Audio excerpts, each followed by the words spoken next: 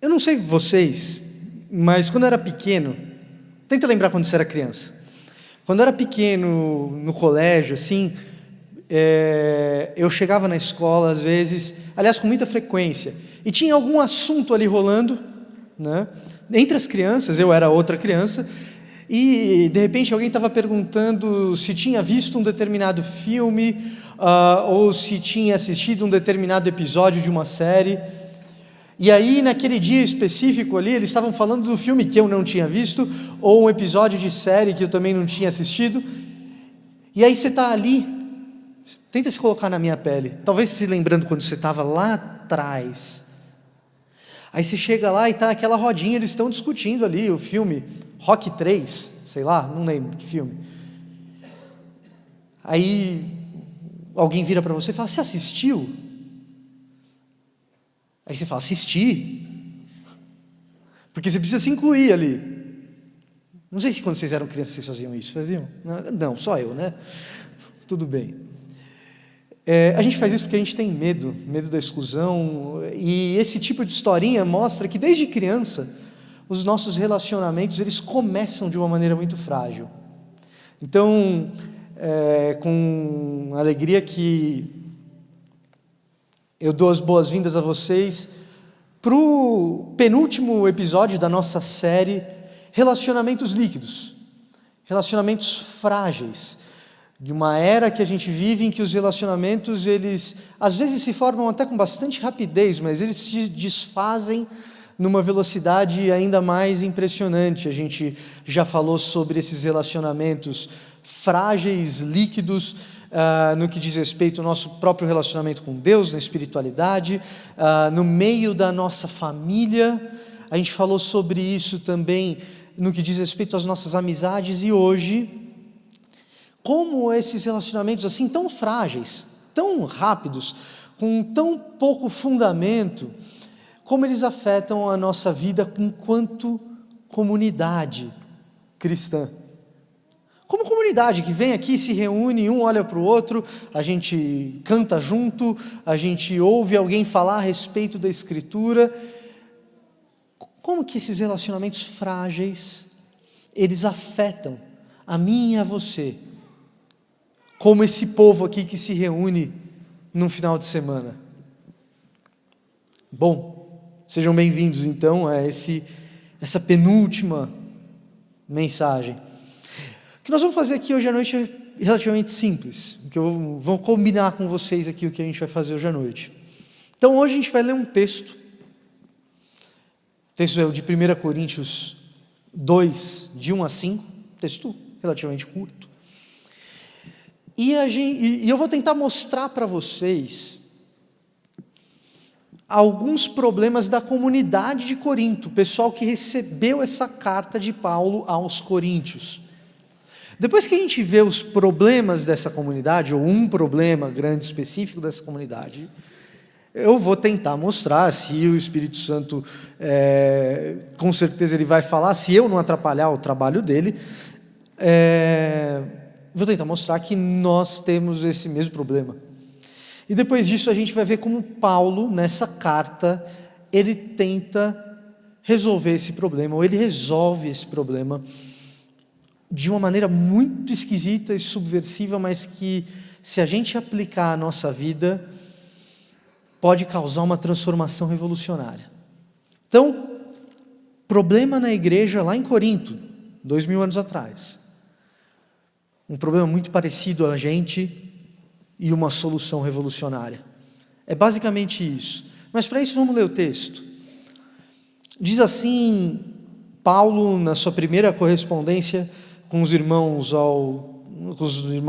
coríntios, no capítulo 2, do 1 ao 5. Eu mesmo, irmãos, quando estive entre vocês, não fui com discurso eloquente, nem com muita sabedoria para lhes proclamar o ministério de Deus. Pois decidi nada saber entre vocês, a não ser Jesus Cristo e este crucificado. E foi com fraqueza, temor e com muito tremor que estive entre vocês, Minha mensagem e minha pregação não consistiram de palavras persuasivas de sabedoria, mas consistiram de demonstração do poder do Espírito, para que a fé que vocês têm não se baseasse na sabedoria humana, mas no poder de Deus. Não fui com um discurso eloquente, nem com muita sabedoria. Minha mensagem e minha pregação não consistiram de palavras persuasivas, mas consistiram de demonstração do poder do Espírito, para que a fé que vocês têm não se baseasse na sabedoria humana, mas no poder de Deus. Eu queria convidar você a baixar sua cabeça e junto comigo orar. Pedir que Deus fale aos nossos corações nessa noite. Se você puder reclinar sua cabeça e orar junto comigo. Pai querido, a gente te agradece por essa noite, a gente te agradece, Deus, pela Tua Escritura, e o que a gente pede é que essa Escritura, ela coloque no nosso coração algo de especial nessa noite. Nós sabemos que o Senhor fala, o que pedimos é que os nossos ouvidos sejam abertos pelo Teu Santo Espírito, e que essa palavra ela ecoe no nosso coração e na nossa mente, trazendo uma mudança revolucionária. Isso é o que a gente pede nessa noite. Abençoa a sua palavra lida, em nome de Jesus, amém. Bom, eu quando criança, eu tinha esse hábito, outras crianças também tinham esse hábito, de repente, um filme. Agora eu lembrei claramente, quando eu cheguei na escola, acho que eu devia ter uns 5 anos, e uma turminha estava comentando sobre uma novela mexicana que chamava Carrossel. Eu me senti excluído por causa do Carrossel. Vocês acreditam num negócio desse? Que coisa para se sentir excluído. Você já assistiu? Claro. E tinha também aquele outro, às vezes não era 1 ou 2 meninos, mas era bastante comum que aparecesse um daqueles meninos que ele assistia tudo, ele sabia tudo, ele via tudo, e tudo ele sabia alguma coisa, ou ele já tinha visto alguma coisa, e que na verdade não tinha, era mais papo do que qualquer outra coisa. Depois a gente fica adolescente, esse rapaz ele é o famoso espalha-rodinha, não sei se vocês conhecem, tem a rodinha, o cara vem, é o cara que conta vantagem, não é lá muito agradável, a rodinha está tudo junto, o cara chega e a rodinha faz assim, ó.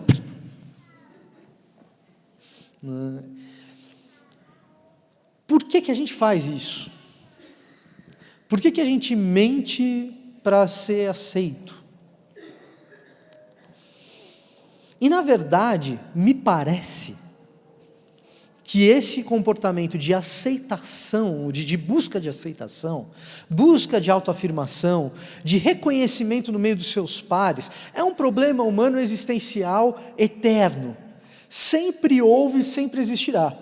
E a gente está olhando aqui para uma carta enviada a uma igreja que sofre amargamente com esse problema. Então a gente está falando de uma cidade grega, Corinto, uma cidade grega que tem um comércio extremamente voraz, porque é uma cidade portuária, um ponto ali no mar Mediterrâneo extremamente importante do ponto de vista financeiro. Então, uma cidade importantíssima, e nessa cidade importantíssima surge ali uma comunidade cristã, e essa comunidade cristã, ela é marcada por uma grande característica.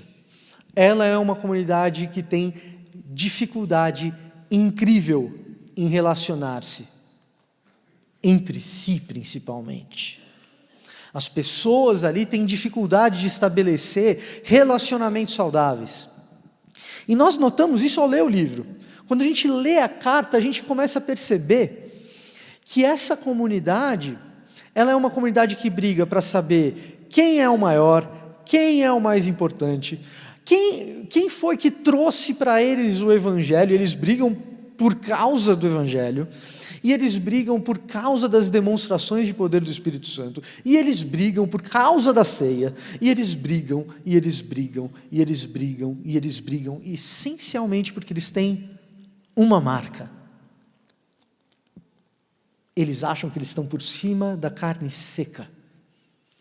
Arrogância. E a arrogância, ela é uma marca comum e frequente desse rapaz que espalha a rodinha, desse rapaz extremamente inseguro, que ele precisa contar com a mentira, seja mentira dizer algo que não é verdade, seja mentira fazer-se de algo que não é real, vestir uma máscara para ser bem aceito. Então, fazer o expediente dessa falsidade para que haja aceitação. Então eu sou o mais poderoso. Essa é a marca do arrogante. O arrogante é alguém extremamente inseguro, que é até bom em uma coisa ou outra, mas ele precisa dizer que ele é bom. E ele começa a se acreditar melhor do que realmente é. E essa crença torna ele, ou o torna, insuportável.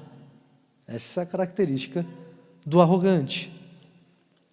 E essa turma aqui, a arrogância ela vai permeando o comportamento dessa turma o tempo todo na carta. E o que acontece?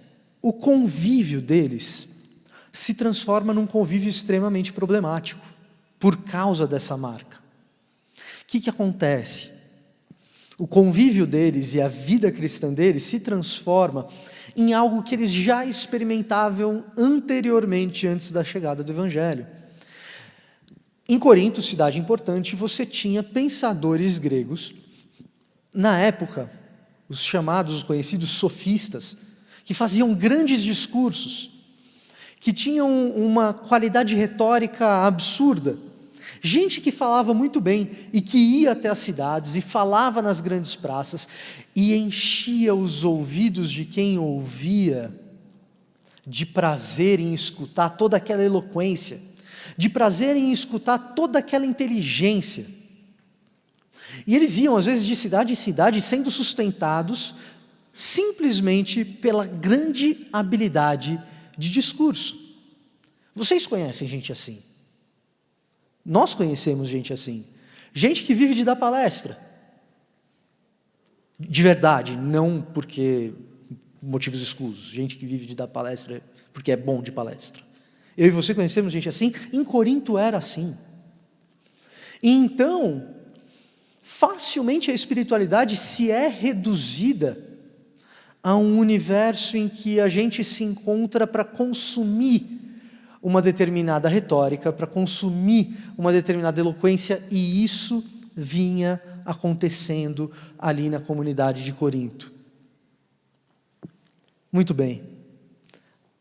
Essa arrogância, essa dificuldade de relacionamento, de convívio mútuo, resultando numa espiritualidade que a reunião ela serve apenas para o desfrutar de manifestações sobrenaturais e de eloquência retórica daquilo que se ouve.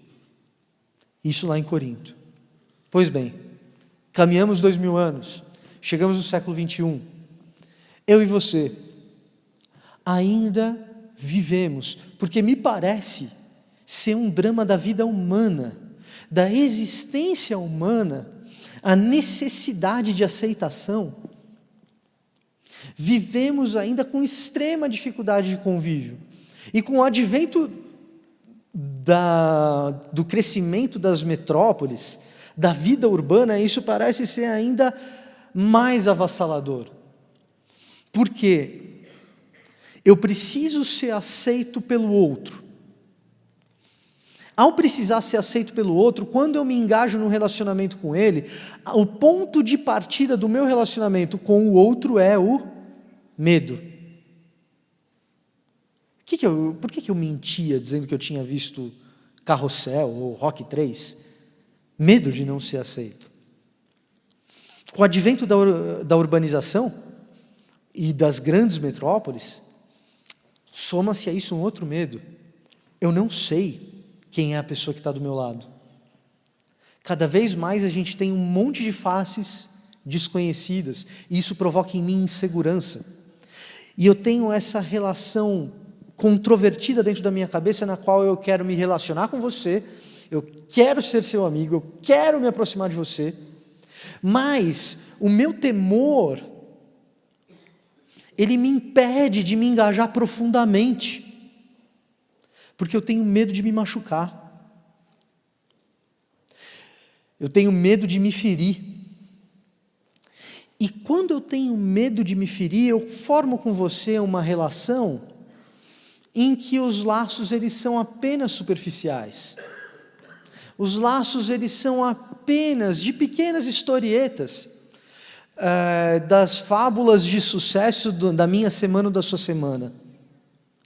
Fábulas, porque a minha semana e a sua semana, nós dois sabemos, ou nós todos sabemos, elas são cheias de desafios e de fracassos. Mas a gente conta essas fábulas, os grandes sucessos que a gente alcança. E os nossos relacionamentos começam a ser povoados por essas historietas, por essas fábulas, dos nossos sucessos mútuos. E profundamente eu não te conheço, profundamente você não me conhece, o que faz com que o meu relacionamento com você, embora eu seja um cara super simpático, super legal, que vai sentar do seu lado e te dar um abraço, o meu relacionamento com você, ele é facilmente descartável. Na medida em que eu vou para um outro lugar, a gente perde o contato, nunca mais eu falo contigo. E na medida em que o meu relacionamento com você é descartável, eu entro num ciclo vicioso. Eu tenho medo de me machucar, eu crio um relacionamento superficial. O superficial se torna descartável. Sendo descartável, eu não tenho pudor de que esse relacionamento que eu tenho com você exista para servir aos meus anseios. Num relacionamento profundo a gente tem mais dificuldade de fazer isso, mas num relacionamento superficial não.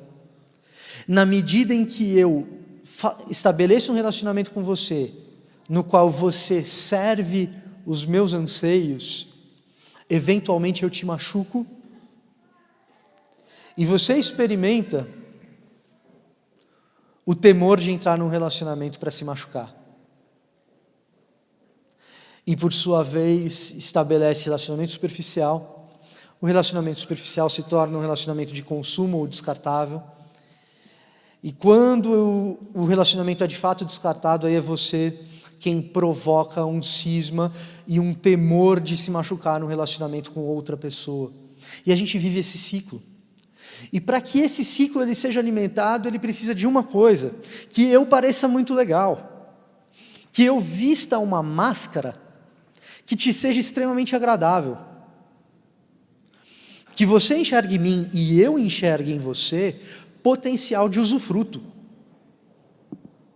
E para isso a gente vai se vestindo de um jeito que tenha como objetivo final agradar quem está do lado. E a gente começa a viver a nossa vida com um objetivo final,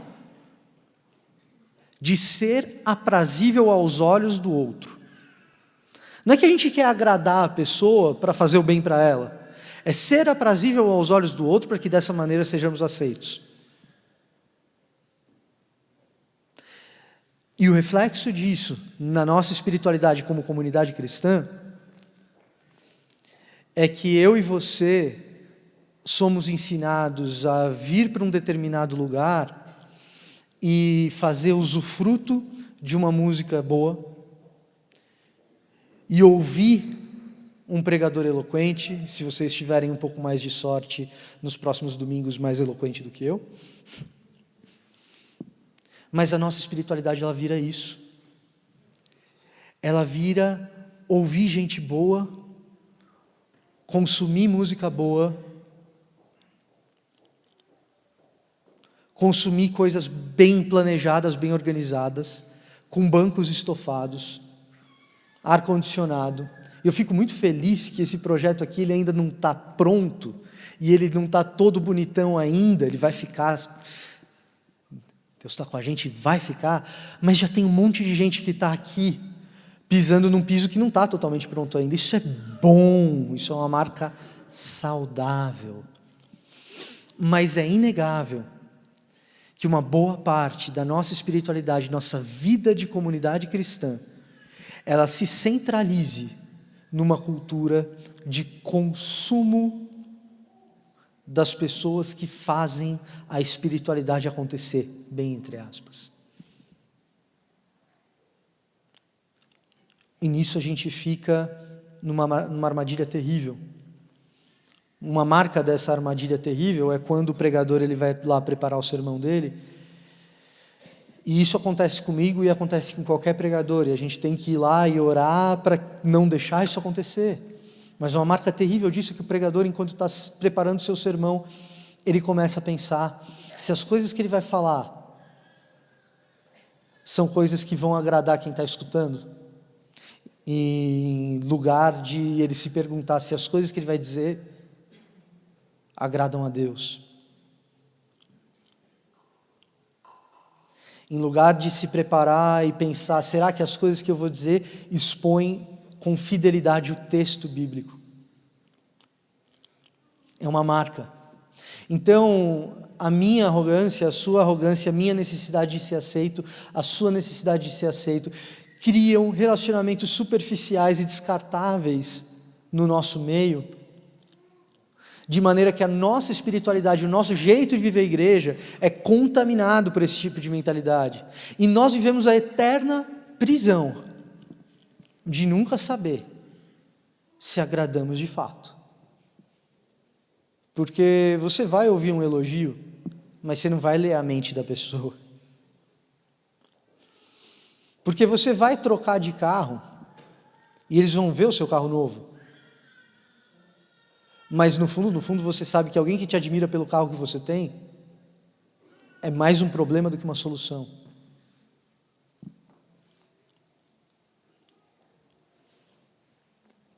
Então a gente chega nesse ciclo vicioso terrível de eternamente viver tentando agradar. Porque em primeiro lugar a gente tinha medo de se machucar. Porque em primeiro lugar a gente tinha medo de se entregar um ao outro. E se a igreja, como bem define Calbart, é a comunidade viva do Senhor Jesus Cristo vivo, quando vivenciar a igreja passa a ser apenas escutar um homem eloquente, ou apenas ouvir boa música, essa comunidade deu o seu primeiro passo em direção a ser uma comunidade morta, precisando do resgate do Senhor Jesus Cristo vivo.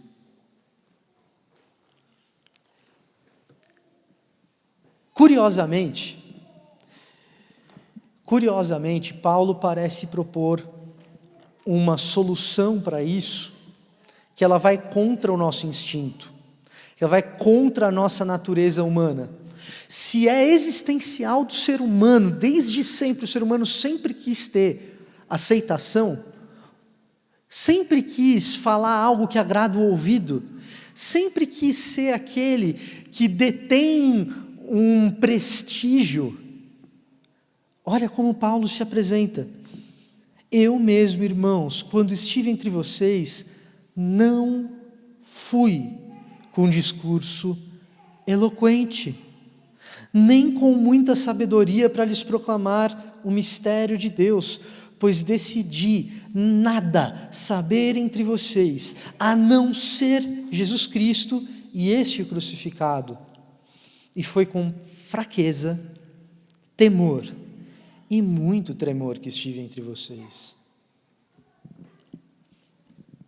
Como se estabelece um relacionamento profundo? Fraqueza, temor e muito tremor.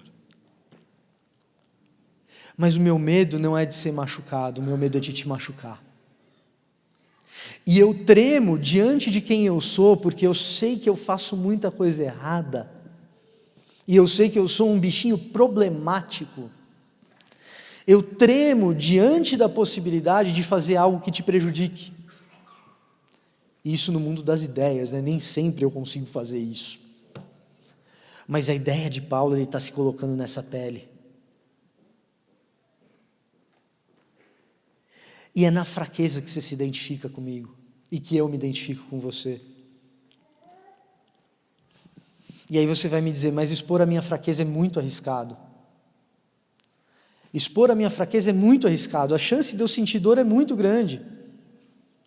Eu expor a minha fraqueza e me engajar num relacionamento com você, com todo esse temor, com todo esse tremor, é um risco que é difícil de querer correr. E aí eu vou parafrasear o que o Leandro, que esteve aqui na semana passada, disse. Paulo, quando fala dessa maneira, ele fala a partir de um modelo, e ele é capaz de falar dessa maneira porque ele teve um modelo, o modelo de Cristo Jesus, Jesus de Nazaré na cruz. Quando Jesus escolheu se relacionar com você, quando Jesus escolheu se relacionar comigo, ele estava sentado à direita do Pai, e ele não pensou, eu vou correr um risco de me machucar para fazer desse povo a minha igreja. Ele não pensou, eu vou correr um risco de me machucar para fazer desse povo o povo missionário que carrega na boca o meu evangelho. Não é um risco que ele corre para estabelecer paz entre nós e ele, já que nós o desobedecemos e causamos guerra entre nós. Não é um risco que Jesus correu quando ele decidiu entrar nesse mundo e se fazer carne. Era 100% de chance de cruz, era 100% de chance de dor, era 100% de chance de sofrimento. Paulo estabelece essa lógica porque ele viu o mestre dele fazer. E eu já sei de antemão, eu, Paulo, lírico, já sei de antemão que quando eu me engajar no relacionamento, ele me provocará dor. A dor é uma certeza. Mas o fruto é um fruto bom. E eu quero te convidar a acreditar que quando a gente se despe de toda eloquência, da sabedoria, de falar difícil, ou de ser admirado, ou de ser respeitado, e a gente se engaja mutuamente, a gente se liberta da pressão absurda de querer sempre agradar o outro. Paulo está dando uma chave para que eu e você possamos ser igreja, e nas nossas fraquezas, quem é fraco e está fora possa se identificar e dizer, alguém fraco foi salvo, quem sabe eu não posso ser também.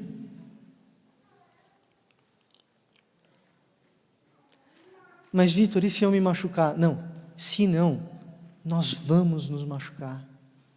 Mas vai ser muito bom ver o efeito de feridas vividas em liberdade, sem o aprisionamento de estar eternamente debaixo do crivo dos outros, e um crivo que a gente nunca vai descobrir qual é, porque nem eu nem você podemos ler mente. Nem eu nem você possuímos o dom da telepatia ou de sondar corações.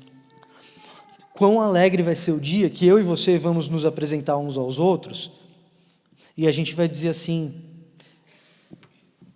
eu não preciso ser algo para ser amado, porque Deus me amou sendo o que eu sou.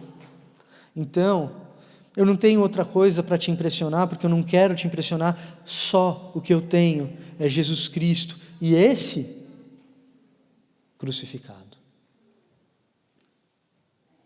Pois decidi nada saber entre vocês, a não ser Jesus Cristo e este crucificado. Jesus não se poupou para se fazer meu amigo e seu amigo. E eu quero te convidar nessa noite a não se poupar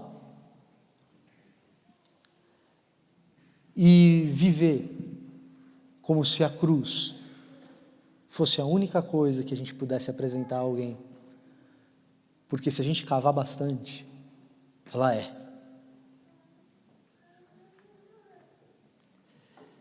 Que a gente possa enxergar o outro e ser comunidade desse jeito, sem julgar o outro pelo que ele parece, e livre da ideia de que a gente precisa sempre agradar. Deus os abençoe.